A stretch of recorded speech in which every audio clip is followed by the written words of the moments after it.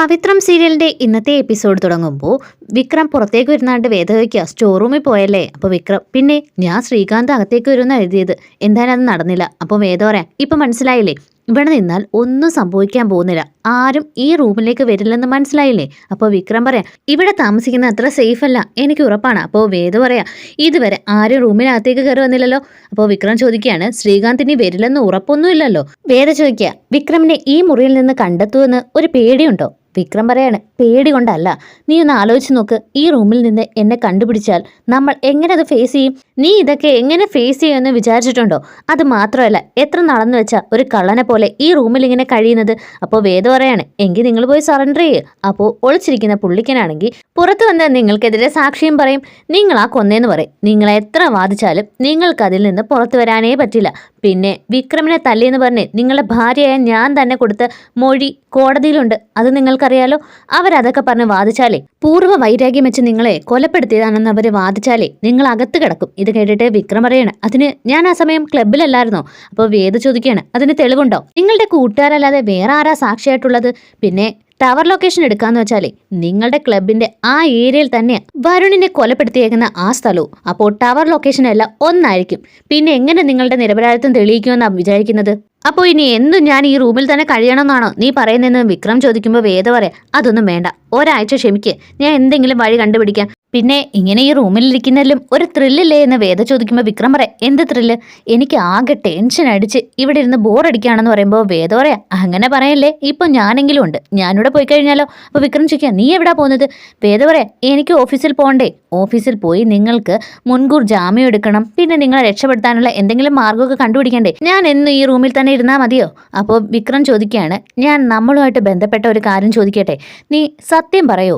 അപ്പോൾ വേദ പറയുകയാണ്, ചോദ്യം കേൾക്കട്ടെ എന്നിട്ട് പറയാം. വിക്രം, അതെന്താ കാര്യം എന്ന് ചോദിക്കുമ്പോൾ വേദ പറയുകയാണ്, അത് പിന്നെ ചിലപ്പോൾ മറച്ചു വെക്കേണ്ട സത്യങ്ങളെ അങ്ങനെ പറയാൻ പറ്റില്ലല്ലോ, നിങ്ങൾ എന്തായാലും ചോദിക്ക്. അപ്പോൾ വിക്രം ചോദിക്കുകയാണ്, അല്ല ശ്രീകാന്ത് ഉള്ളിലേക്ക് വരുന്ന സമയം തന്നെ നീ എൻ്റെ വീട്ടിൽ നിന്ന് ഇറങ്ങി വന്നതിൻ്റെ കാരണം കൂടി പറയട്ടെ എന്ന് ചോദിച്ചപ്പോൾ ശ്രീകാന്ത് ഉള്ളിലേക്കും വന്നില്ല, പിന്നെ ശ്രീകാന്ത് അങ്ങ് സൈലന്റ് ആയി. അപ്പോൾ ഈ വീട്ടിലേക്ക് നീ തിരിച്ചു വരാനുള്ള കാരണം ശ്രീകാന്ത് തന്നെയാണോ എന്ന് ചോദിക്കുമ്പോൾ വേദ പറയുകയാണ്, വേണ്ടപ്പെട്ടവർക്ക് വേണ്ടി സത്യം മറച്ചു വെക്കുന്നതിൽ തെറ്റില്ലെന്ന് നിങ്ങൾ പറഞ്ഞില്ലേ, അതുപോലെ തന്നെ വേണ്ടപ്പെട്ടവർക്ക് വേണ്ടി തന്നെയാണ് ഞാൻ ആ വീട്ടിൽ നിന്ന് വന്നത്, അത്രയും വിചാരിച്ചാൽ മതി, എല്ലാവരുടെയും നല്ലതിന് വേണ്ടി തന്നെയാണ്. അപ്പോൾ നീ വഴക്കിട്ടതോ എന്ന് വിക്രം ചോദിക്കുമ്പോൾ വേദ പറയാം, നിങ്ങളോട് നല്ല ടൈംസ് ഇരിക്കുമ്പോൾ എനിക്ക് ഇറങ്ങിപ്പോരാൻ പറ്റുമോ? എന്നേക്കുമായിട്ട് ഇറങ്ങിപ്പോകുന്നതല്ലെന്ന് ഞാൻ പറഞ്ഞില്ലേ? പിന്നെ അമ്മയ്ക്ക് കാര്യങ്ങളെല്ലാം അറിയായിരുന്നു, ഞാൻ നിങ്ങൾ വരുന്നതിന് മുൻപ് പോകുമെന്ന് അമ്മയ്ക്ക് അറിയായിരുന്നു, അപ്പോൾ നീ എന്നെ പൊട്ടനാക്കിയതാണല്ലേ എന്ന് വിക്രം ചോദിക്കും പറയാം.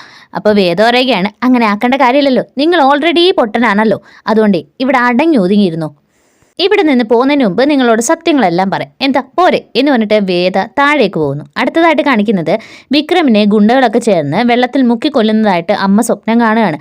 പെട്ടെന്ന് അമ്മയ്ക്ക് ജന്നി വരികയാണ്. അങ്ങനെ അമ്മ ജന്നി വന്ന് അവിടെ കിടന്ന് ബഹളം വെക്കുമ്പോൾ മാഷ് എഴുന്നേറ്റ് എല്ലാവരെയും വിളിക്കുന്നു.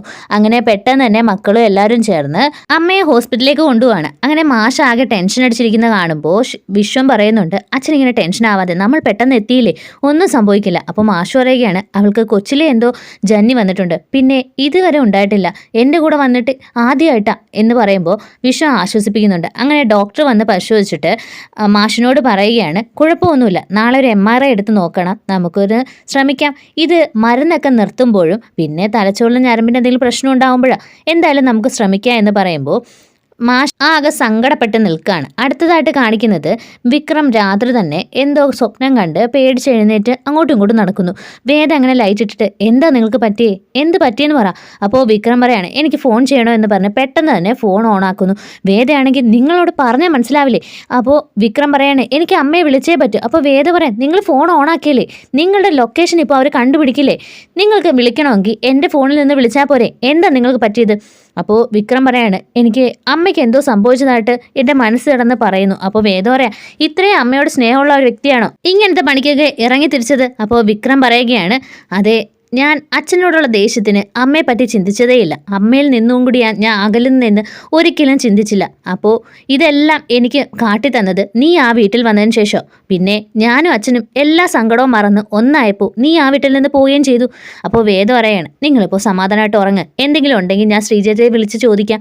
ശ്രീജ അടുത്ത് എന്തുണ്ടായാലും എന്നെ വിളിക്കും. നിങ്ങൾ സമാധാനമായിട്ട് കിടക്കുക എന്ന് പറഞ്ഞ് വേദ വിക്രമിനെ ആശ്വസിപ്പിക്കുന്നു. അടുത്തതായിട്ട് കാണിക്കുന്നത് സൈബർ സെല്ലിൽ നിന്ന് SP വിളിച്ചിട്ട് ലൊക്കേഷൻ പറഞ്ഞു കൊടുക്കുന്നു. അപ്പോൾ SP പറയുകയാണ്, ഈ ലൊക്കേഷൻ ജഡ്ജി ശങ്കരനാരായണന്റെ വീടിൻ്റെ അടുത്താണല്ലോ. അപ്പോൾ ഇത് മൂവ് ചെയ്യുന്നുണ്ടോ എന്ന് ചോദിക്കുമ്പോൾ സൈബർ സെല്ലിൽ നിന്ന് വിളിച്ച ആൾ പറയുകയാണ്, ഇല്ല, പെട്ടെന്ന് തന്നെ ഓണാകുകയും ഓഫാകുകയും ചെയ്തു. അപ്പോൾ പെട്ടെന്ന് തന്നെ SP വിളിച്ച് ഇത് ശ്രീകാന്തിനോട് പറയുന്നു. ശ്രീകാന്ത് പറയുകയാണ്, അത് പിന്നെ ചിലപ്പോൾ അവൻ ആ ഏരിയയിൽ തന്നെ കാണും. അപ്പോൾ SP പറയുകയാണ്, ഞാൻ എല്ലായിടവും സെർച്ച് ചെയ്തു, അവിടെ എങ്ങും വരാൻ ചാൻസ് ഇല്ല. പിന്നെ നിങ്ങളുടെ വീട്ടിലാണ്. അപ്പോൾ ശ്രീകാന്ത് ചോദിക്കുകയാണ്, അവനെ എൻ്റെ വീട്ടിൽ വന്ന് ഒളിച്ചിരിക്കാനോ? അതൊന്നും നടക്കാൻ പോകുന്നില്ല.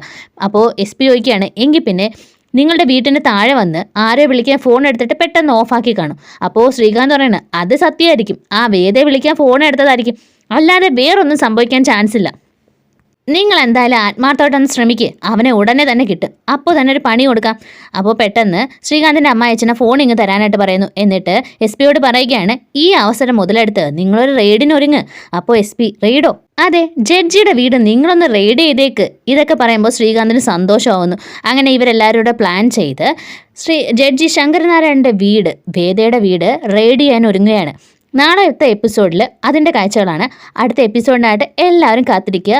Thank you.